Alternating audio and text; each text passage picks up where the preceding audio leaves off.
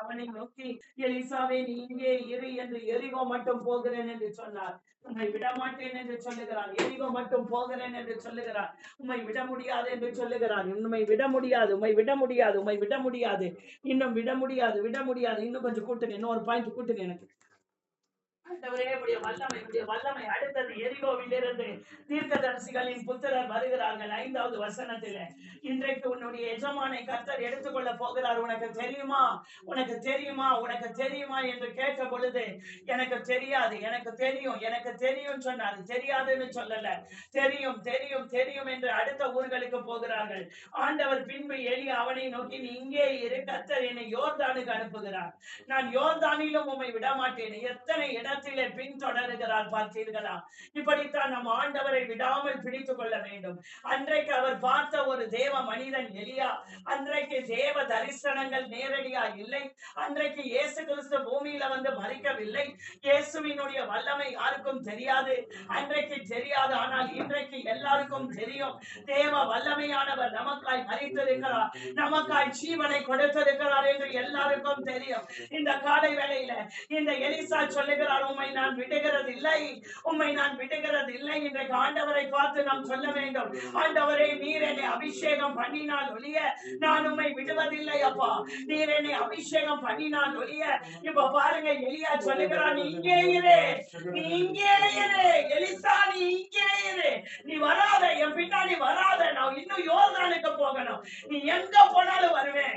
எனக்கு சோர்ந்து போய், அப்பா நீ எப்படிதான் நடக்கிறன்னு தெரியுங்களப்பா, எனக்கு கால் வலிக்குதுன்னு சொல்லி நான் யோர்தானுக்கு இந்த பக்கமே இருந்துடுறேன் அப்படின்னு சொல்லி போய் விடல ஐயா, விடல, அப்புறம் விடல. இன்னைக்கு நானு அபிஷேகம் எனக்கு கிடைக்கல சிஸ்டர், நான் ரொம்ப நாள் ஜெபம் பண்ணேன். பாருங்க, இந்த எலிசா விட மாட்டேங்கிறார், எலியாவை விட மாட்டேங்கிறார். எதுக்காக நீ என்னை இப்படி பின்தொடர்றன்னு அவருக்கும் தெரியல. ஆனா இவர் சொல்றாரு, நான் வந்துகிட்டே தான் இருப்பேன், உங்க பின்னாடியே தான் வருவேன். நீங்க அடுத்த வசனம் பாத்தீங்கன்னா, திரும்பவும் எலியா சால்வை எடுத்து 8வது அதிகாரத்துல முறுக்கி தண்ணீரை அடித்தான், இரு பக்கமாய் பிரிந்தது. ஏன்னா யோர்தான் புரண்டு ஓடிக்கிட்டு இருக்குது. இப்ப அதை கடக்கணும். இப்ப இந்த அபிஷேகம் பெற்ற மனிதர்களோடு இருக்கும்போது பல அற்புத அடையாளங்களை கர்த்தர் செய்ய ஆரம்பிக்கிறார். இதை எல்லாம் இந்த எலிசா பார்க்கிறார். அந்த சால்வை எடுத்து முறுக்கி ஒரே அடி அடிச்ச உடனே யோர்தான் 2ஆய் பிளக்கிறது. இந்த கால வேளையில நம்மளுக்கு விரோதமாக எழும்பி வருகிற எல்லா யோர்தான் போன்ற பிரச்சனைகள் 2ஆய் பிளக்க வேண்டுமானால் இயேசுவை விடாமல் நாம் பிடித்துக் கொள்ள வேண்டும். இந்த காலகட்டத்திலே நமக்கு ஆண்டவருடைய வல்லமையை நேரடியாய் அவர் கொடுக்க வல்லமை உள்ளவராய் இருக்கிறார்.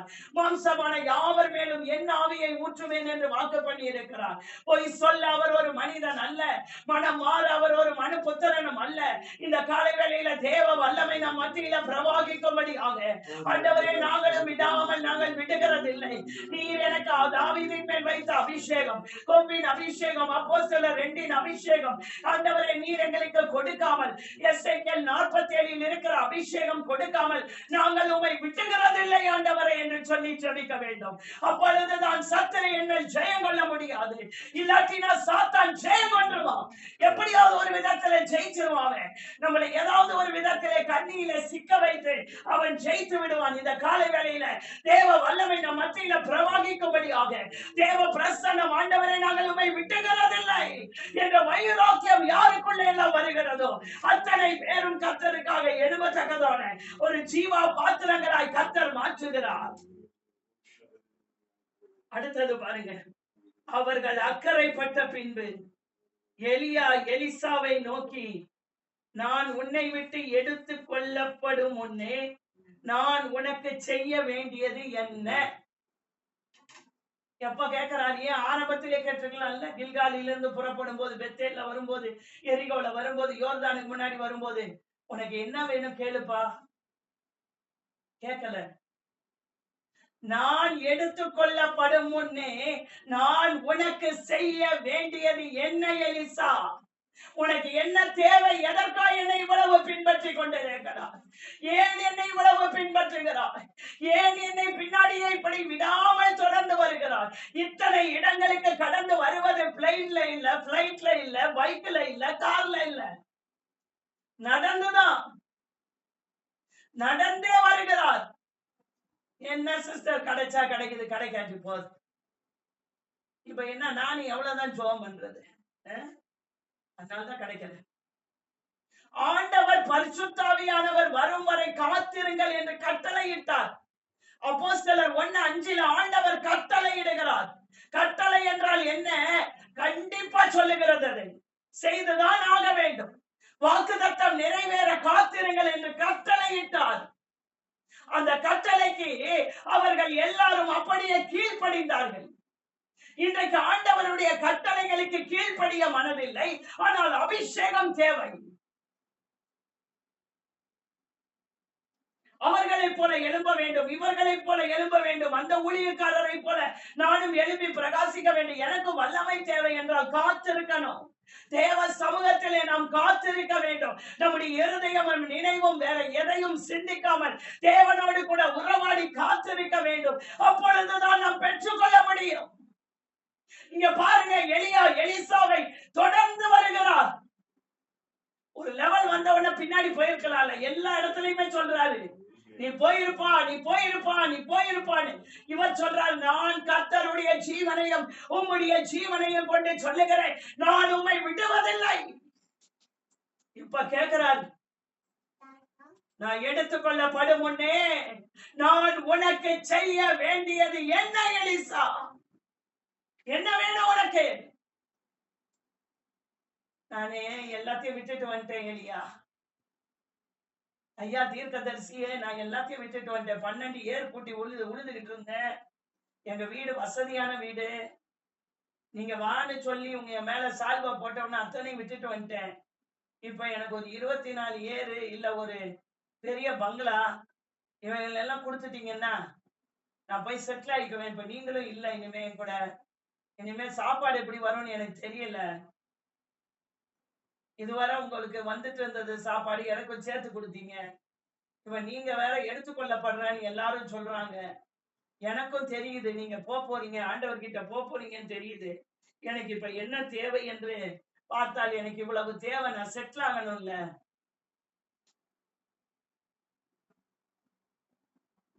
அல்லேலூயா. இரவெல்லாம் பகலெல்லாம் இதயம் உமக்காக துடிக்கதையா, நினைவெல்லாம் பேச்செல்லாம் இயேசுவே உம்மை பற்றி தானே ஐயா. இரவெல்லாம் பகலெல்லாம் இதயம் உமக்காக துடிக்கதையா, நினைவெல்லாம் பேச்செல்லாம் இயேசுவே உம்மை பற்றி தானே ஐயா. இரவெல்லாம் பகலெல்லாம் இதயம் உமக்காக துடிக்கட்டும், நினைவெல்லாம் பேச்செல்லாம் இயேசுவே உம்மை பற்றிய மாறட்டும். அவர் கேட்டது என்ன பாருங்க, அதற்கு எலிசா, உம்மிடத்தில் உள்ள ஆவியின் வரம், ஆவியின் வரம் 9 வரங்களை குறித்து 1 கொரிந்தியரில் எழுதப்பட்டிருக்கிறது. உம்மிடத்தில் ஒரு வரம் இருக்குல்ல, ஓடுறீங்க, ஆகாபுடைய ரதத்துக்கு முன்னாடி ஓடுறீங்க, 450 பாகால் தீர்க்கதரிசியை ஒரே கையால ஒரே வெட்டு வெட்டு வெட்டு வெட்டுன்னு வெட்டி வீழ்த்துறீங்க. இந்த வயசுலயும் எவ்வளவு தூரம் நடக்கிறீங்க. கர்மேல் பர்வதத்துல போய் முழங்கால் போட்டு தலையை குனிஞ்சா கையளவு மேகம் வரும் வர ஜெபிக்கிறீங்க. எத்தனை வரமையா உனக்குள்ளே. என்னுடைய வார்த்தையின்படி அன்றி பனியோ மழையோ பெய்யாது என்று சொல்லிவிட்டு போனவுடன் பனி மழை வானம் மூடிருச்சு ஐயா. மேல இருக்கிற அபிஷேகத்தை நான் பார்க்கும் பொழுது எனக்கு ஆச்சரியமூட்டுகிற காரியம், அதிசயமாய் இருக்கிறது. எனக்கு நான் எல்லாத்தையும் விட்டுட்டு வந்தேன். 12 ஏர் பூட்டி உழுது கொண்டிருந்தேன். எல்லா விவசாயம் எல்லாவற்றையும் விட்டு வந்து விட்டேன். இப்ப நான் அதை கேட்கல, விட்டதை கேட்கல. உங்ககிட்ட இருக்கிற ஆவியின் வரம் எனக்கு எப்படி வேணும்? ரெட்டிப்பாய் கிடைக்கும்படி வேண்டுகிறேன். அதே வரம் கிடைக்கணும்னு கேட்கல, உங்களை விட நிறைய வேணும்னு கேட்கிறேன். உங்களை விட இன்னொரு பங்கு எக்ஸ்ட்ரா கேட்கிறேன், ரெட்டிப்பாய் கேட்கிறேன் என்ற ஒரு கேள்வியை முன்வைக்க. ஏன் இவ்வளவு தூரம் பின்தொடர்கிறோம்? ஏன் டெய்லி காலையில எழுந்திருச்சு ஜபத்துக்கு வரோம்? ஏதோ ஒரு தேவை, ஏதோ ஒரு தேவை. ஒரு கடன் போக வேண்டும், பிள்ளைக்கு கல்யாணமாக வேண்டும், இல்ல எனக்கு வீடு இல்லை, வீடு வேண்டும். இவைகளுக்காக கர்த்தரை தேடுகிற கூட்டம் ஒன்று உண்டு. ஆனால் இந்த எலிசா அப்படி தேடவில்லை. எனக்கு ஆவியின் வரம் ரெட்டிப்பாய் கிடைக்க வேண்டும் என்று உங்களை நான் வேண்டிக் கொள்ளுகிறேன். நான் வேண்டுறேன், உங்ககிட்ட வேண்டுறேன். நீங்க ஆண்டவர்கிட்ட வேண்டுங்க. நீங்க ஜோமனா எல்லாமே கேட்கிறாரு, வானத்தை அடைக்கிறாரு. திரும்ப வந்து ஜோமனா வானத்தை திறக்கிறாரு. இவ்வளவு பெரிய அற்புத அடையாளங்களை செய்கிறாரு. சாரி பார்த்து விதவை வீட்டுக்கு போறீங்க, அங்க அப்பம் தண்ணி குறையல. நீங்க ஜெபம் பண்ணா இவ்வளவு காரியங்கள் நடக்கிறது. சாரி பார்த்துடைய பிள்ளை சத்தா உயிரோட எழுப்புனீங்கல்ல. இந்த ஆவியின் வரம் எனக்கு ரெட்டிப்பாய் கிடைக்க வேண்டும் என்று உங்ககிட்ட இப்பொழுது வேண்டுகிறேன். எவ்வளவு தூரம் நடந்தாரு? கில்காலிலிருந்து பெத்தேல், பெத்தேலிலிருந்து எரிகோ, எரிகோலிருந்து யோர்தான். எவ்வளவு தூரம் தெரியுமா? கில்கால் டு யோர்தான் எவ்வளவு தூரம், மைல் தூரம் சொல்லி கூகுள்ல போய் சர்ச் பண்ணி பாருங்க. அத்தனை கிலோமீட்டர் இவர்கள் 2 பேரும் நடந்திருக்காங்க. நடந்து வந்து அபிஷேகத்தை பெற்றவர். சும்மாலாம் கிடைக்காத அபிஷேகம், சும்மாலாம் கிடைக்காது. தாவீதை குடும்பத்தார் ஒதுக்கி வைத்தார்கள். தாவீதிற்கு தகப்பனும் என் தாயும் என்னை கைவிட்டாலும் கர்த்தர் என்னை சேர்த்துக் கொள்ளுவார் என்று சொன்ன தாவீதை ஆடு மேய்த்துக் கொண்டு வனாந்தரத்திலே கிடந்தார். அந்த தாவீதுக்கு தான் ஆண்டவர் அபிஷேகத்தை கொடுத்தார். ஐயோ எனக்கு இது இல்ல சிஸ்டர், என்னை இவங்க நேசிக்கல, எனக்கு இவங்க அப்பா அம்மா நேசிக்கல அப்படின்றவர்களுக்கு இல்லை. எல்லாவற்றையும் விட்டாலும் நான் இயேசுவை நேசிக்கிறேன், அவரை நான் துதிப்பேன் என்று சொல்லி ஆண்டவர் சமூகத்திலே டெய்லி போய் அழுது அழுது அழுது அழுது தேவ சமூகத்தில் அங்க உட்கார்ந்து இருக்கல. தாவீதை போல நடனமாடி அப்பாவை சோதரிப்பேன். என்ன வந்தாலும் என்ன நடந்தாலும் அப்பாவை சோதரிப்பேன். அப்படி இருந்தாரு தாவீது வனாந்தரத்துல. தெரியுமா? ஐயோ எங்க அப்பா அம்மா, எங்க அப்பா என்ன பிடிக்கல, என் கூட பிறந்தவங்க என்ன ஒதுக்கி வைக்கிறாங்க, ஒரு 10 ஆடை கொடுத்து என்னை இந்த ஊரை விட்டு வெளியே அனுப்பி ஆடு மேய்ச்சிட்டு வரான், காலையிலே எழுப்பி அனுப்புறாங்க. அதை தாவீது சிந்திக்கவில்லை. தாவீதினுடைய எண்ணம் எல்லாம் ஒரு கிண்ணறத்தை எடுத்துக்கொண்டு, சுரமண்டலத்தை எடுத்துக்கொண்டு பாடல் பாடி பாடி வனாந்தரத்திலே அந்த காடு மலை வானம் இவைகளை பாடி இப்படி துதித்துக் கொண்டிருந்த தாவீதை தான் கர்த்தர் அபிஷேகம் பண்ணினார். சுயநலமற்றவர்கள், சுயநலமற்றவர்கள். இப்ப இந்த எலிசா கேட்டுக்கலாம், எனக்கு உனக்கு என்ன வேணும்னு அவர் கேட்கிறாரு. எனக்கு வீடு வேணும், வாசல் வேணும், விட்டுட்டு வந்தேன்ல, நீங்க பாட்டுக்கு இப்ப போயிருவீங்க, அடுத்த வேளை சாப்பாட்டுக்கு நான் என்ன பண்றதுன்னு கேட்கல. உங்ககிட்ட இருக்கிற ஆவியின் வரம் எனக்கு ரெட்டிப்பாய் கிடைக்க வேண்டும் என்று வேண்டிக் கொள்ளுகிறேன். எலிசா என்ன சொல்றார் பார்க்கலாமா? அவர்கள் அதற்கு அவன் அரிதான காரியத்தை கேட்டான். எல்லாரும் கேட்கிற மாதிரி நீ கேட்கலப்பா. விதவை வீட்டுக்கு போனேன், விதவை சொன்னா என்கிட்ட இருக்கிற மாவு என்ன கொஞ்சம் தாயா இருக்கு, அதை சாப்பிட்டு நான் செத்து போலான் இருக்கிறேன் அப்படின்னு அந்த விதவை என்கிட்ட பேசினா. ஆனா இந்த காலை வேளையில ஆண்டவர் சொல்லுகிறார், அரிதான காரியத்தை கேட்டாய். எல்லாரும் கேட்கிற மாதிரி நீ கேட்கல எலிசா. நீ என்கிட்ட கேட்கிறது யாரும் கேட்காத ஒன்று. எத்தனையோ இடங்களுக்கு நான் போனேன், ஆனால் ஒருவரும் என்கிட்ட இந்த காரியத்தை கேட்கவில்லை. ஆனால் நீதான் கேட்கிற அரிதான காரியத்தை கேட்டாய். இன்னைக்கு நான் மற்றவங்க கேட்கிற மாதிரி தான் கேட்டுட்டு இருக்கேன். ஆண்டவர் அறியாத ஜனங்க கிட்ட போங்க, அவங்க என்ன கேட்பாங்க தெரியுமா? எங்க வீட்டுல சமாதானமே இல்லைங்க, நானும் போகாத கோயில் இல்ல, வேண்டாத தெய்வம் இல்ல, போகாத இந்த என் புக்கு ஒண்ணு இருக்குது பாருங்க, இந்த ஜாதகம் புக்கு, அதை தூக்கிக்கிட்டு போகாத இடம் இல்ல. எல்லா இடத்துலயும் போய் ஜாதகம் பார்த்துட்டேன், பண்ணாத பரிகாரம் பண்ணிட்டேன், எல்லாம் பண்ணிட்டேன். ஆனாலும் என் வீட்டுல இது இல்ல, எனக்கு ஒரு வீடு கிடைக்கல. அவங்கள கேட்கிற மாதிரியே நம்மளும் கேட்டுக்கிட்டு இருக்கோம். அவங்களும் அதுதான் கேட்கிறாங்க. எனக்கு அது இல்லை, இது இல்லை, இது இல்லை, அது இல்லை. நீங்க அவங்க கிட்ட போங்க, அவங்களும் அதே தான் சொல்லுவாங்க. இப்ப ஆண்டவருடைய பிள்ளைங்க கிட்ட வாங்க, ஆண்டவருடைய பிள்ளைங்க சர்ச்சுக்கு பைபிள் தூக்கிட்டு ஏன் சிஸ்டர் வரீங்க? என்னத்த பண்றது, வீட்டுல பயங்கர கஷ்டம். எப்படியாவது நல்லா ஆயிடாதா? என்னையும் ஆண்டவர் ஒரு கோடீஸ்வரனா மாத்தி விட்டுற மாட்டாரா? அதுக்குதான் வரேன் பைபிளை தூக்கிக்கிட்டு. அவங்களும் சொல்றாங்க, என் பிள்ளைக்கு கல்யாணம் ஆகல சிஸ்டர், அதனாலதான் நானும் கடவுளா தேடி தேடி போறேன். சரி, உங்க கடவுள்கிட்டயாவது வரேன், எல்லாம் ஒண்ணுதான் எனக்கும் தெரியுது.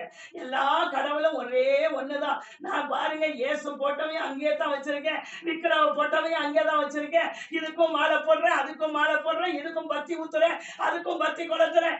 எல்லாமே நான் ஒன்றா ஈக்குவலா நான் செய்துட்டு தான் இருக்கிறேன். ஆனா பாருங்க, எனக்கு எதுவுமே நடக்கல. அரிதான காரியத்தை கேட்டாய் எலிசா. எலிசா, நீ கேட்டது அரிதான காரியம், யாரும் கேட்காத ஒன்று. இதுவரை நான் போன இடங்களில் யாரும் கேட்காத ஒன்று. ஆகாப் வந்தால் என்கிட்ட மழை வர வேண்டும் என்று கேட்டான். மழை நிறுத்திட்டு போயிட்டியா? மழை வந்தா தானையா நாங்கெல்லாம் வாழ முடியும் சொல்லி ஆகாபு கேட்டான். ஆனால் நீ கேட்டது எலிசா, என்கிட்ட இதுவரைக்கும் யாரும் கேட்காத ஒன்று. அதுவும் இவ்வளவு தூரம் என்னை பின்தொடர்ந்து வந்து விடமாட்டேன் விடமாட்டேன் வந்த நீ என்ன கேட்க போறேன்னு நான் நினைச்சேன். ஆனா நீ உன்னை கேட்ட பாரு, உன்கிட்ட இருக்கிற ஆவியின் வரம் ரெட்டிப்பாய் கிடைக்க வேண்டும் என்று வேண்டுகிறேன் என்று கேட்ட பாரு. அது எனக்கு ஆச்சரியம் ஊட்டுகிறதா இருக்கிறது. நான் போன பிறகு யார் இப்படி வாழ்வார்கள் என்று நினைத்துக் கொண்டே இருந்தேன். நீ என் கூட இருக்கும் போதெல்லாம் கேட்கலையே எலிசா. எனக்கு நீ வேலை செய்துதானே கொண்டிருந்தாய். கை கழுவுனா தண்ணி ஊத்துவ, சாப்பாடு எடுத்து வைப்ப, இந்த மாதிரி வேலை தானே நீ எனக்கு செய்த. ஊழியக்காரங்களுக்கு இந்த மாதிரி வேலை செய்கிறது தவறல்ல. கர்த்தருடைய ஊழியத்தை செய்கிறவர்களுக்கு கை கழுவுவதற்கும் சாப்பாடு எடுத்து வைக்கிறதும் தவறான காரியம் அல்ல. அவர்களுக்கு செய்கிற பணிவிடை ஆண்டவர் சொல்லுகிறார், ஒருவன் எனக்கு ஊழியம் செய்தால் பிதாவானவர் அவனை கனம் பண்ணுவார். பிதாவானவரே கனம் பண்ணுவார். இந்த உலக மக்கள் கனம் பண்ணவில்லை என்றாலும் பிதா கனம் பண்ணுவார். நேற்று ரொம்ப வருத்தத்தோட சில காரியங்களுக்காக தேவனிடத்துல ஜெபம் பண்ணிட்டு இருந்தேன். ஆண்டவரே, ஏதோ ஒரு தேவைக்காக தானேப்பா ஜனங்கள் எங்களை தேடுகிறார்கள். எனக்கு இது நடக்கணும், அது நடக்கணும், அதுக்காக ஜெபம் பண்ணுங்க, இதுக்காக ஜெபம் பண்ணுங்க தானே தேடுறாங்க. அப்படின்னு சொல்லி ஆண்டவர் கேட்டுக்கிட்டு இருக்கும்போது ஆண்டவர் சொன்னாரு, ஊழியம் நீ எனக்கு செய், நான் உன்னை கனம் பண்ணுவேன். எனக்கு அது ரொம்ப ஆச்சரியமா இருந்தது. வேலை செய்து கொண்டிருந்தாலும் கர்த்தர் பேசிக்கொண்டே இருப்பார். ஊழியம் மட்டும் நீ எனக்கு செய். ஒருவன் எனக்கு ஊழியம் செய்தா, நீ எனக்காக செய்யற இந்த ஊழியத்தை, இந்த ஊழியம் நீ எனக்கு செய்யற, நான் உன்னை கனம் பண்ணுவேன். உன்னை கனம் பண்ணுகிற நாட்கள் வரும் என்று ஆண்டவர் சொன்னார். சிலர் கனவீனம் பண்ணும் போதே மனது வலிக்கிறதுப்பா அப்படின்னு சொன்னேன். ஆண்டவர் சொன்னாரு, நான் கனம் பண்ணுவேன். ஒருவன் எனக்கு ஊழியம் செய்தான். யாரு கனம் பண்ணுவாங்கன்னு ஊழியம் செய்யாத. கனவீனம் பண்ணாலும் நீ எனக்காக ஊழியம் செய், நான் உன்னை கனம் பண்ணுவேன். ஒருவன் எனக்கு ஊழியம் செய்தான். இந்த எலிசாவுக்கு என்ன ஊழியம் செய்தாரு தெரியுமா? அவர் கூட இருக்கும் போது டிரெஸ் ரெடி பண்றது, சாப்பாடு எடுத்து வைக்கிறது, கை கழுவுனா தண்ணி ஊத்துறது, அவருக்கு வேண்டிய உணவை கொடுக்கிறது, அவர் கூடையே இருந்து அவர் என்னெல்லாம் செய்கிறாருன்னு பார்க்கிறது, அவர் எப்படி ஜெபிக்கிறாருன்னு பார்த்தாரு, அவர் ஆண்டவர் சமூகத்துல எப்படி ஜெபம் பண்ணாரு, எப்படி தாழ்த்தினாரு, அவரை குறித்து என்னென்ன காரியங்களை கர்த்தர் செய்தார் என்பதை இவர் கவனித்துக் கொண்டே இருந்தார். இதுதாங்க அவர் செய்தது. அவரை பார்த்து கொண்டே இருந்த மனிதன் கேட்கிறார், எனக்கு ஆவியின் வரத்தை ரெட்டிப்பா கொடுத்துட்டு போயிருங்க. அடுத்த தீர்க்கதரிசி எழுமணும் இல்ல. எலியா சொல்லுகிறார், அரிதான காரியத்தை கேட்டார், அரிதான காரியத்தை கேட்டார். உன்னை விட்டு நான் எடுத்துக் கொள்ளப்படுகையில் என்னை நீ கண்டால் உனக்கு கிடைக்கும். என்ன கண்டிஷன்? இவ்வளவு தூரம் நடந்து வந்து என்னை பார்த்தா கிடைக்கும், இல்லாவிட்டால் கிடைக்காது போட்டிருக்கா. இதுக்குத்தானையா நான் இவ்வளவு நாள் உன் கூடயே இருந்தேன். இந்த எலியாவுக்கு மேல இருக்கிற அபிஷேகம் எனக்கு அப்படியே இருக்கக்கூடாது என்று உள் மனதில ஒரு ஜபம் ஏறெடுத்து கொண்டே இந்த எலியா கூட இருக்கிறார். அது இப்பொழுதுதான் அவர் ரிவீல் பண்ணுகிறார். இப்பொழுதுதான் அந்த ரெவலேஷன் வருகிறது. இப்பொழுதுதான் தேவ வல்லமை இவருக்குள்ளே எப்படி இருந்தது, ஒரு வைராக்கியம் இருந்தது. எதற்காக என் கூடையே இருக்கிற எலியா? எதற்காக என் கூடையே இருக்கிற எலிசா? எனக்கு இவ்வளவு சமகரணை செய்கிறாயே, எதற்காய் செய்கிறாய் என்ற பதில் இப்பொழுதுதான் தெரிகிறது. நீ என்னை பார்த்தால் கிடைக்கும், இல்லாவிட்டால் கிடைக்காது. நான் எடுத்துக்கொள்ளப்படுவேன். அப்ப நீ பார்க்கணும், நீ பார்க்கணும் எலிசா. அவரை பார்க்கிறது லேசான விஷயம் இல்லை. அக்கினியில் ஆண்டவர் சீனாய் மலை மேல் இறங்கினார். மோசே சொன்னார், மோசே மட்டும் ஏறி போனார். ஜனங்கள் சொன்னார்கள், ஐயோ எங்களால் இதை பார்க்க முடியவில்லை, எங்களால் இதை சகிக்க முடியவில்லை, பயங்கரமாக இருக்கிறது, எக்கால சத்தம் வேற தொனிக்கிறது, மலை அதிர்கிறது, புகைக்காடாய் அந்த மலை எழும்புகிறது. இப்பொழுதே மோசேயை பார்த்து சொல்லுகிறார்கள், எங்களால் இந்த அக்கினியை பார்க்க முடியவில்லை. வேதம் என்னைய சொல்லுகிறது? அவர்கள் பேசிக்கொண்டு நடந்து போகையில் இதோ அக்கினி ரதம், அக்கினி குதிரை அவர்கள் நடுவாக வந்து இருவரையும், அக்கினி ரதம், அக்கினி குதிரை, ஆண்டவருடைய குதிரைகளும், அக்கினி ரதமும் அக்கினி குதிரைகளும், ஒரு குதிரை, அக்கினி ரதமும் அக்கினி குதிரை. இந்த அக்கினி ரதம் அக்கினி குதிரை இந்த உலகத்துல ஓடுது பாருங்க, அது இல்ல. இது பரத்திலிருந்து இறங்கி வந்ததான மிக உன்னதமான ஒரு காரியம். எலியா அப்படியே உயிரோடு போகிறார். எலியாவுக்கு மரணமே கிடையாது. அல்லேலூயா. இந்த நல்ல காலை வேளையில அரிதான காரியத்தை கேட்கும்படி அமர்ந்திருக்கிறோமா? இல்லை எனக்கு இன்னும் அது வேணும் இது வேணும் கேட்கும்படி அமர்ந்திருக்கிறோமா? இந்த மாதம் பரிசுத்த ஆவியானவருடைய மாதம். இந்த மாதம் பரிசுத்த ஆவி உங்களிடத்தில் வரும்போது நீங்கள் பலனடைந்து யூதேயாவிலும் சமாரியாவிலும் எருசலேமிலும் உலகத்தின் கடைசி பரியந்தமும் எனக்கு சாட்சிகளாக இருப்பீர்கள். எனக்கு அந்த செல்போன் வேணும், இந்த செல்போன் வேணும், நிறைய பிள்ளைங்க கேட்பாங்க. ஆனா அரிதான காரியம் அவைகள் எல்லாம் உலகத்தானே வச்சிருக்காங்க. உலகத்திலே இல்லாத ஒன்றை பெற்றுக்கொள்ள விரும்புகிறோமா? உலக மனிதர்களிடத்திலே கிடைக்காத ஒன்றை நான் பெற்றுக்கொள்ள விரும்புகிறேன். இந்த காலை வேளையில கர்த்தர் நம்மை பார்த்து கேட்கிறார், உலக மனிதர்கள் பெற்றுக்கொள்ளாத ஒன்றை நீ பெற விரும்புகிறாயா? அவர்களும் அதற்குத்தான் கோயில் கோயிலாய் தேடி போகிறார்கள். நீயும் அதற்காகவே என்னை தேடுகிறாயா? என்னிடத்தில் அரிதான காரியம் இருக்கிறது, அரிதான காரியம் இருக்கிறது. யாருக்கும் கிடைக்க பெறாத காரியத்தை நான் உங்களுக்கு கொடுக்க வல்லமையுள்ள தேவனாய் இருக்கிறேன். காலை வேளையில கர்த்தர் சொல்லுகிறார், சோமனபுரம் வசனத்தை படிச்சுட்டு அதை எலிசா கண்டு, என் தகப்பனே, என் தகப்பனே. எப்படி இருந்தார் பாருங்க தகப்பனே. அப்பான்னு தான் கூப்பிட்டுருக்காரு. அவர் கூப்பிட்டது மாதிரி அவர் அப்பாதான். சும்மா வாயில எல்லாம் கிடையாது. வாயில சொல்லுகிற மனிதன் அல்ல. நான் வாயால் சொல்லுகிற ஊழியக்காரனா இருக்க கூடாது ஐயா. நான் வாயால் சொல்லுகிற கிறிஸ்தவனா இருக்கக்கூடாது. என் தகப்பனே, என் தகப்பனே, அப்படி வாழணும், அப்படி வாழ்ந்து காட்டணும் கிறிஸ்துவுக்காக. இந்த உலகத்திலே எண்ணத்தை எடுத்துக்கொண்டு போகிறோம். எல்லாவற்றையும் ஒரு நாள் விட்டு விட்டு போகிறோம். அதனால தான் எலிசா எல்லாத்தையும் பார்த்தவர். எலிசா ஒண்ணு ரோட்ல சுத்திட்டு இருந்த மனிதன் இல்ல. 12 ஏர்போட்டி பெரிய விவசாய குடும்பம். 12 ஏர்போட்டி உலகிற அளவிற்கு அந்த நாட்களில் வசதியான குடும்பத்தில் பிறந்த ஒரு மனிதன் இந்த எலிசா. எல்லாவற்றையும் பணம் எல்லாவற்றையும் பார்த்து விட்டு தான் வந்தார். இப்பொழுது அவர் கேட்டிருக்கலாம், எனக்கு அதை விட நிறைய கொடுப்பீங்களா எலிசா? அதுக்காக எனக்காக ஜெபம் பண்ணுங்க சிஸ்டர். எப்படி? ஆனா எலிசா என்ன கேட்டாருங்க? என்ன கேட்டாரு? வரம் கேட்டார். ஆவியின் வரம் கேட்டார்.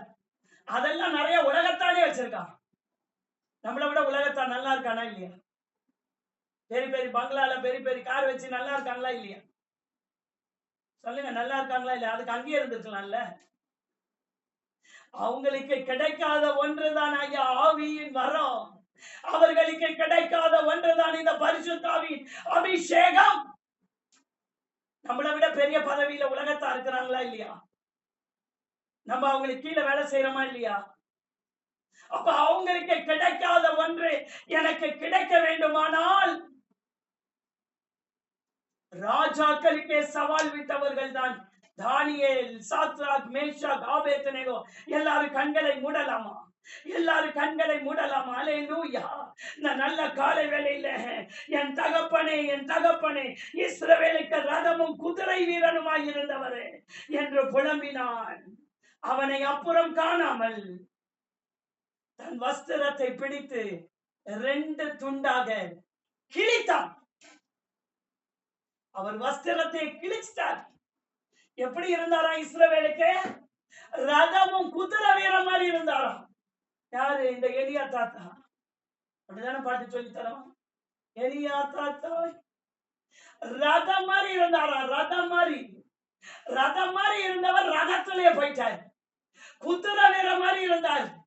தேவனால் அபிஷேகம் பண்ணப்பட்டவர்கள் ரதம் மாதிரி குதிரை வீர மாதிரி தான் வைப்பாரு. உண்மையா ஆண்டவரை தேடினா, உண்மையா ஆண்டவருக்காக வாழ்ந்தா, உண்மையா ஆண்டவருக்காக வைராக்கியமா இருந்தா, உண்மையா ஆண்டவருக்காக ஊழியம் செய்தா. எப்படி ஊழியம் செய்கிறோம், எவ்வளவு பெரிய ஊழியம் செய்கிறோம் என்பதல்ல, தேவனுடைய சித்தத்தை பூமியில நிறைவேற்றுகிறோமா, அதுதான் தேவன் பார்ப்பார். நாங்க 1000 சர்ச்சுக்கு போனோம், நாங்க 20,000 சர்ச்சில் போய் மெசேஜ் கொடுத்தா அது இல்ல. ஆண்டவர் சொன்னார் அந்த ஊழியக்காரனை பார்த்து, நான் உன்னை 100 இடத்துக்கு 10 இடத்துக்கு தான் அனுப்புனேன். ஆனா நீ 2000 இடத்துக்கு போய்கிறப்பா. நான் அனுப்பவே இல்லையே. நான் அனுப்பலையே உன்னை. நீயா போயிட்ட? கூப்பிடுற இடத்துக்கு எல்லாம் போயிருவியா? நான் சொல்லணும். பரலோக சித்தம் நிறைவேறுகிறதற்காக நீ அமரணும். சித்தத்தை மட்டும்தான் நீ செய்யணும். சித்தம் இல்லாம நீ போறதெல்லாம் என் சித்தம் இல்ல. காலை வேளையில கைகளை உயர்த்தி, உலகத்தான் வாழ்றது போல நானும் வாழ்ந்து சாகக்கூடாது. அவனும் பிள்ளைகளுக்கு வீடு வாசல் எல்லாம் கட்டி வச்சுதான் சாகணும். நானும் பிள்ளைகளுக்கு வீட்டுக்கு மேல வீடு. கிறிஸ்துவுக்காய் இழந்தவர் எவரும் தரித்திரரானதில்லை. நானே சேர்த்து வச்சு வாழ்கிறதினால் ஒரு பிரயோஜனம் இல்லை. நானும் என் பணமும் என் பிள்ளைகளும் கர்த்தருக்காக செலவு பண்ணவும் நாங்கள் தயாராக இருக்கிறோம் என்று வருகிறவர்களுக்கு தான் இந்த வரத்தை கொடுப்பாரே தவிர, சும்மா என்ன சுயநலத்துக்காக வாழ்கிறவர்களுக்கு வரம் கொடுக்க மாட்டார். இந்த எலிசா கேட்டது போல எனக்கு வீடு வேணும் வாசல் வேணும் கேட்கலையா, வரம் கேட்டார். இந்த காலை வேளையில இயேசுவின் மூலமாய் ஜெபிக்கிறேன். ஜீவனுள்ள பரமபிதாவே, ஆமென் ஆமென் ஆமென். எல்லாரும் அந்த நோக்கத்தோடு கூட இந்த மாதம் முடிவதற்குள் அமர்ந்திருங்க. கர்த்தர் அற்புதமான ஒரு பெரிய மாற்றத்தை வாழ்க்கையில கொண்டு வரும்.